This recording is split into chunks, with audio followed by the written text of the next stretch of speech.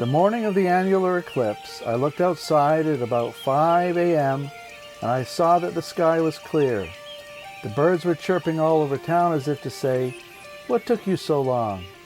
I drove out of town toward the airport and set up my video camera on the side of the road. I would like to say I was planning this for a long time, but if I had read about it months before, I neglected to take note of what day it was happening and promptly forgot all about it.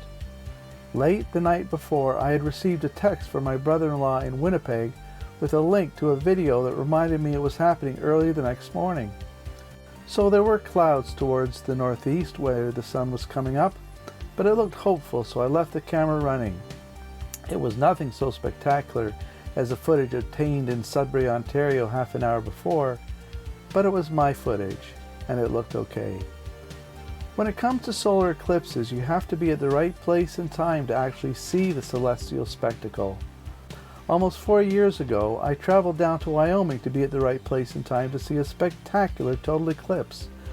I knew that today's event was not in the same category. For one thing, it was an annular eclipse, meaning the moon was not quite close enough to totally cover the sun's disk, so you wouldn't be able to see the sun's corona. Secondly, as you can see from this map, Swan River is considerably off the path of annularity. For that, you'd have to travel to northern Canada or Siberia. The best we're hoping for today is a partial solar eclipse. So I sat inside my vehicle looking on my phone for more specific information about how long the eclipse would last. When I looked up a few minutes later, I was shocked to see that fog was rising from the ground between me and the airport. It was only about 1 kilometer away. More importantly, the fog was obscuring my view of the rising sun. I thought of packing up and going home, but then I thought, I've been out here almost half an hour. Why not wait a bit longer and see what happens?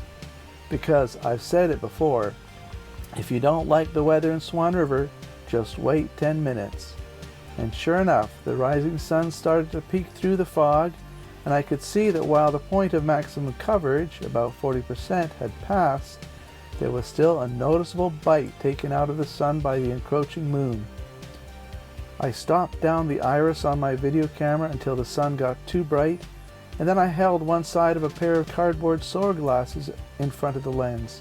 It was the same set of glasses I had used 4 years ago in Wyoming.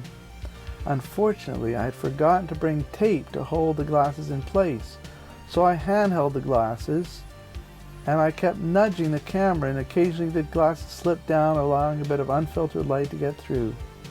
But as I said before, the footage was mine, and it was okay.